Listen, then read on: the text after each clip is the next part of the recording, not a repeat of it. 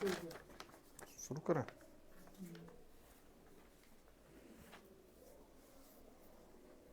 साथियों,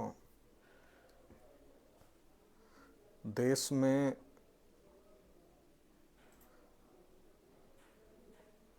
महंगाई, बेरोजगारी,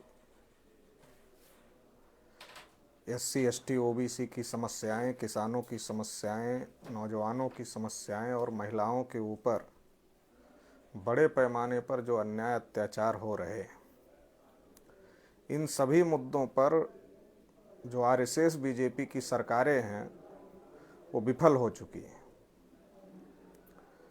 सभी मुद्दों पर विफल आरएसएस बीजेपी की सरकार के द्वारा 2024 का चुनाव जीतने के लिए धार्मिक ध्रुवीकरण का सहारा लेने की कोशिश लगातार की जा रही है। पिछले दिनों हम लोगों ने देखा कि किस प्रकार से राम मंदिर के उद्घाटन के नाम पर बहुत सारा राजनीतिक प्रोपेगेंडा किया गया ताकि देश के लोगों की जो मौलिक समस्याएं हैं, चाहे वो महंगाई की समस्या हो, चाहे बेरोजगारी की समस्या हो, चाहे किसानों को एमएसपी नहीं मिल रही है इसकी समस्या हो,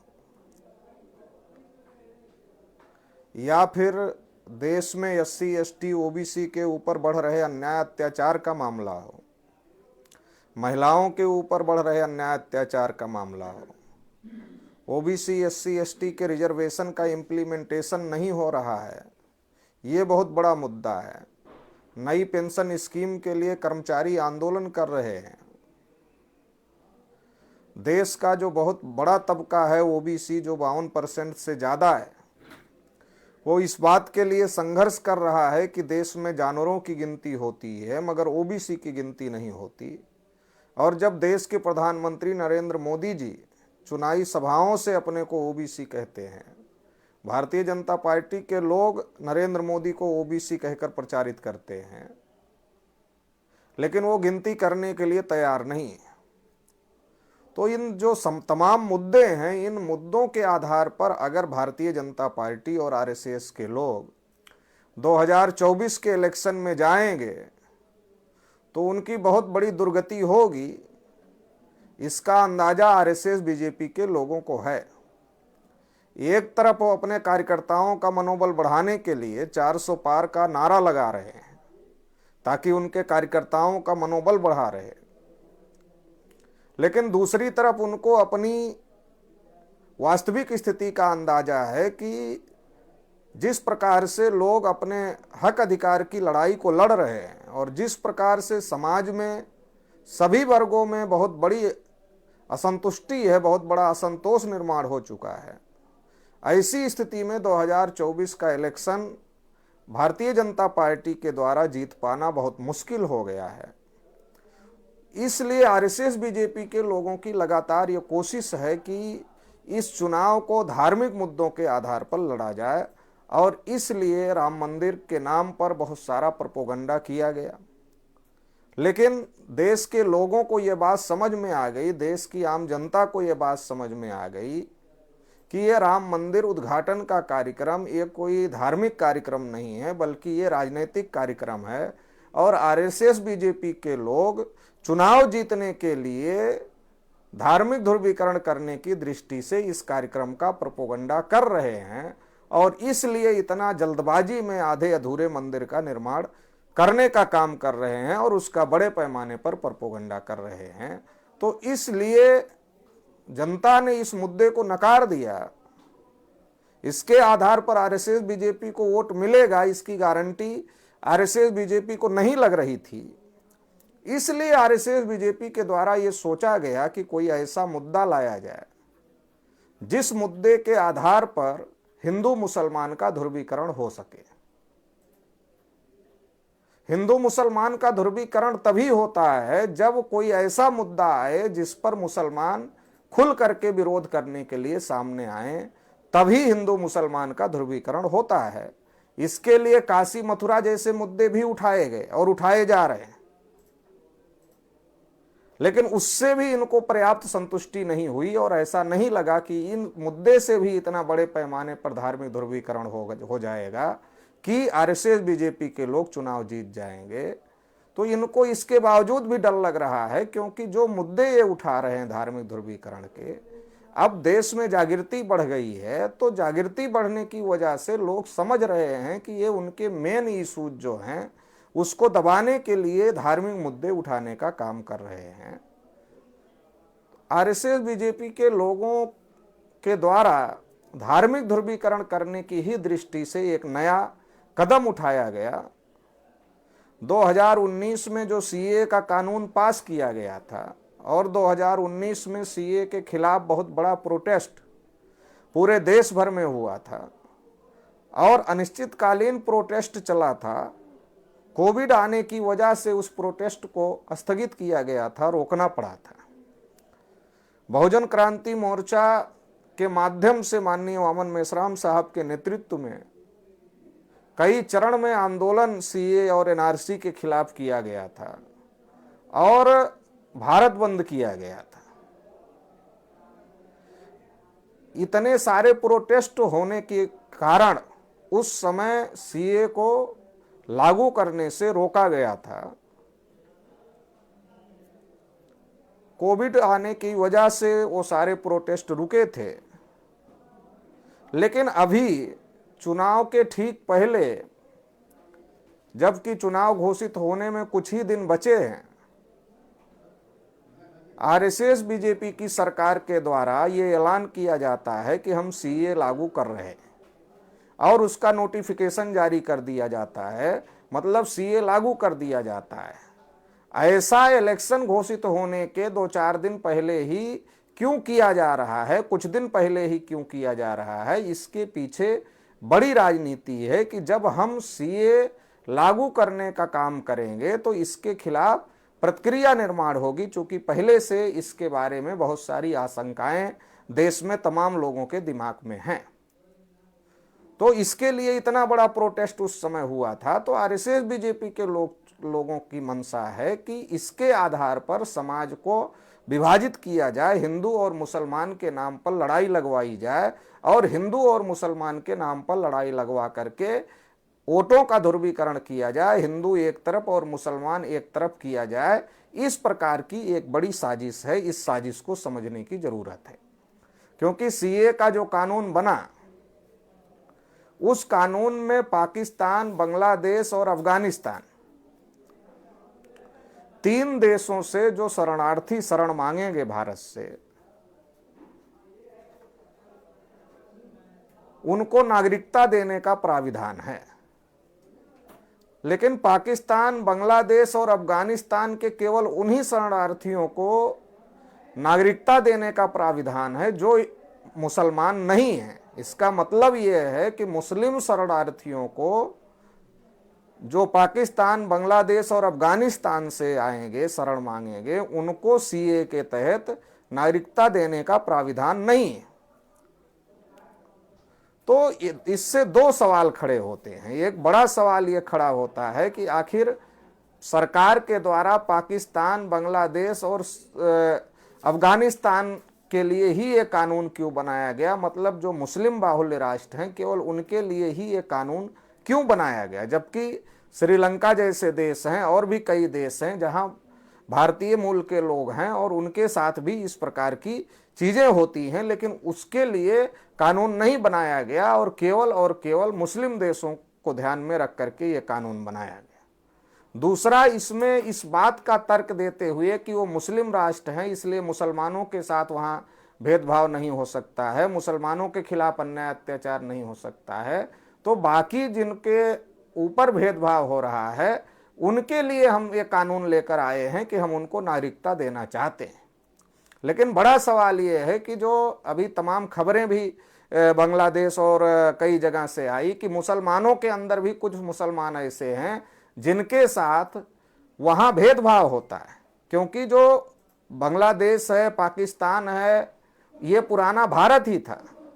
पुराने भारत में जाति व्यवस्था थी और जाति व्यवस्था जब पुराने भारत में थी तो उस जाति व्यवस्था में बटे हुए लोगों ने ही इस्लाम को स्वीकार किया। तो इस्लाम में जाति व्यवस्था नहीं थी, मगर जब जाति व्यवस्था में बटे हुए लोगों ने इस्लाम को स्वीकार किया तो वो मुसलमान होकर भी जाति व्यवस्था में बट गए, और इसकी वजह से जाति के नाम पर उनके साथ वहां भी भेदभाव होता है। लेकिन ये कानून ऐसा मानता है कि मुसलमान को नागरिकता नहीं देंगे, जबकि भारतीय संविधान धर्म के आधार पर भेदभाव करने की इजाजत नहीं देता है। लेकिन इसके बावजूद भी इस प्रकार का कानून बनाया गया। ये कानून बनाने के पीछे का जो बड़ा मकसद है वो बड़ा मकसद है कि SC ST OBC का चुनाव में हिंदू के नाम पर ध्रुवीकरण किया जाए और ध्रुवीकरण करके उनका वोट लूटा जाए, उनकी किसी भी समस्या का समाधान न किया जाए और उनका वोट हिंदू के नाम पर लूट करके सरकार बनाई जाए और उनके हक अधिकारों को खत्म किया जाए। क्योंकि आम समाज में एक साइकोलॉजी है कि आम समाज में बहुत सारे लोग ऐसे रहते हैं जो अपने सुख से कम सुखी हैं, वो पड़ोसी के दुख से ज्यादा सुखी हो जाते हैं। उसी प्रकार से भारतीय समाज में RSS BJP के द्वारा एक मानसिकता बनाई जा रही है कि हम मुसलमानों के खिलाफ काम कर रहे हैं इसलिए हमें वोट दे दो, हम तुम्हारे हित में कोई काम कर रहे हैं इसलिए हमें वोट दे दो। ये नहीं कहा जा रहा है। मान लो OBC है, OBC कह रहा है कि हमको हमारी गिनती करो और जितनी हमारी संख्या है उसके अनुपात में सभी क्षेत्रों में हिस्सेदारी दे दो। तो सरकार क्या कह रही है? सरकार ये नहीं कह रही है कि हम आपकी गिनती कर रहे हैं, आपको आपका हक दे रहे हैं। सरकार गिनती करने के लिए तैयार नहीं है, संख्या के अनुपात में हिस्सेदारी देने के लिए तैयार नहीं है।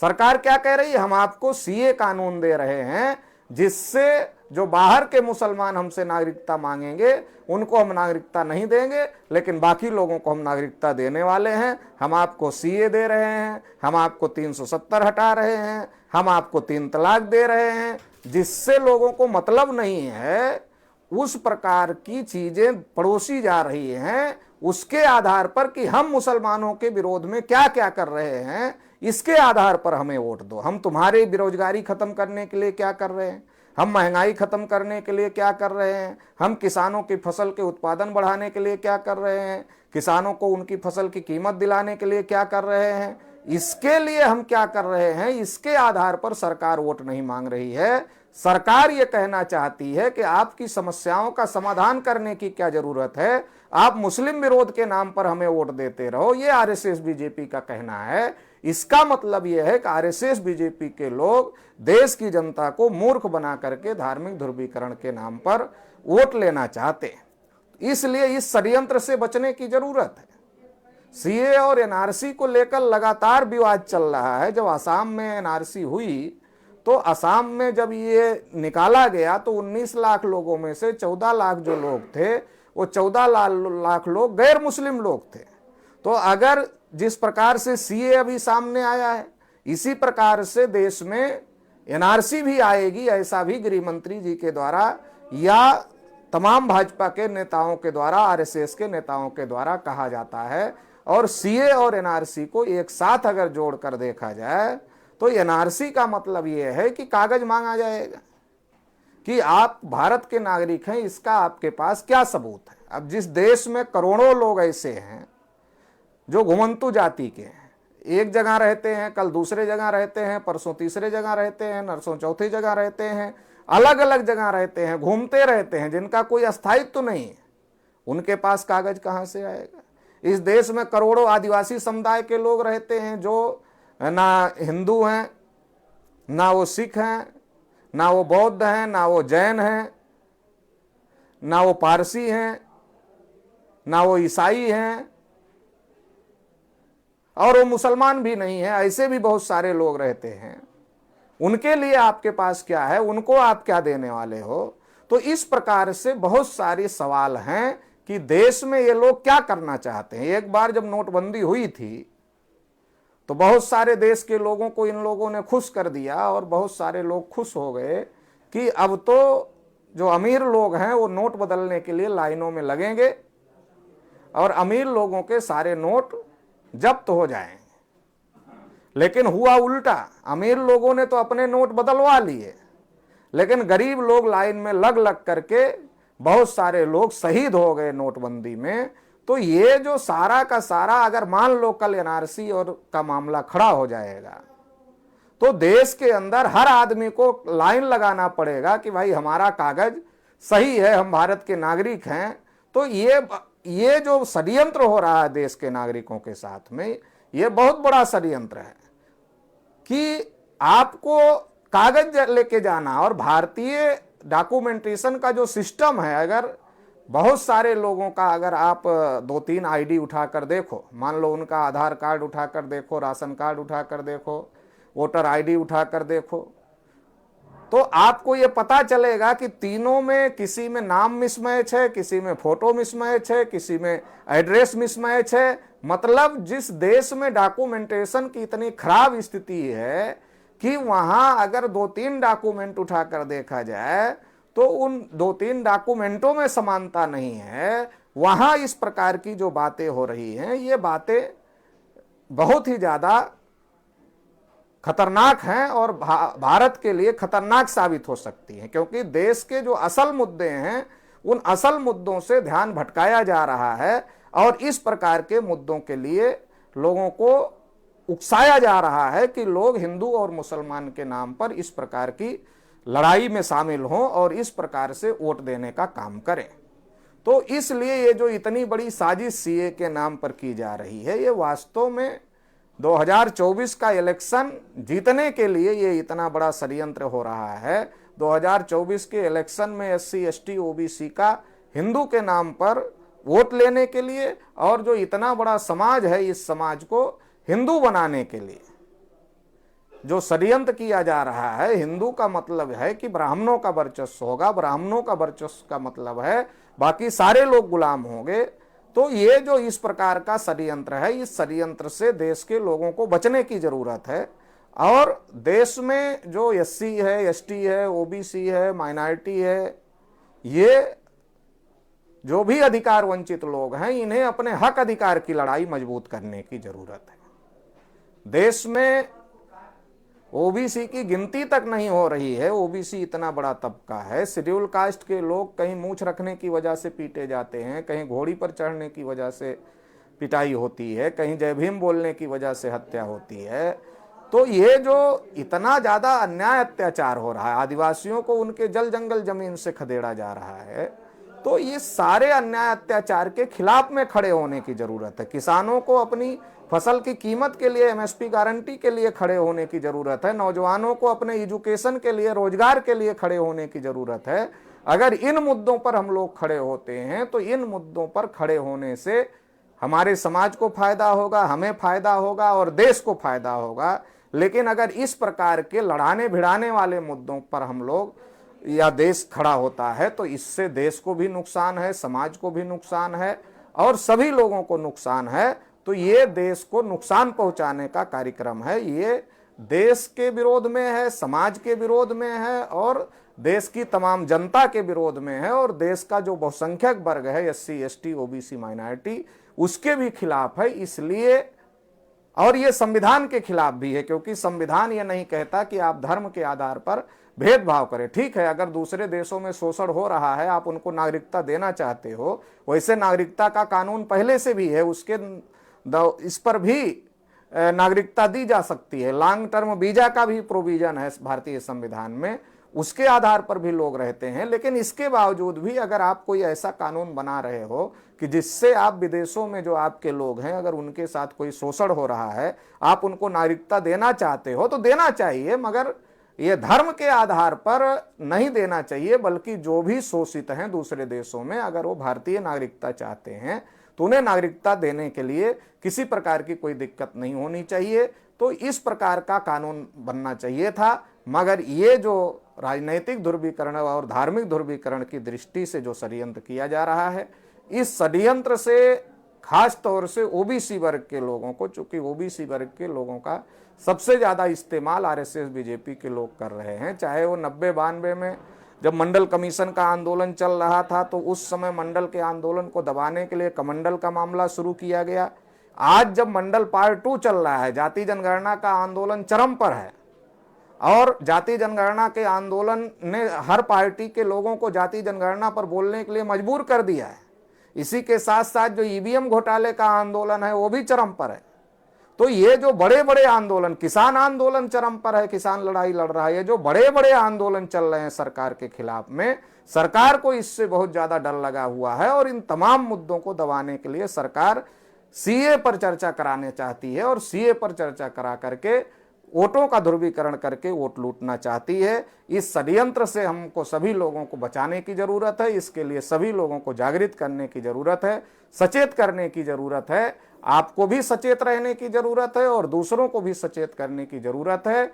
इस दृष्टि से ये लाइव आने की जरूरत पड़ी है। तो आप सभी लोगों से अपेक्षा है कि आप इन बातों को समझेंगे और समझ करके आप सचेत करने का काम, समाज को करने का काम करेंगे।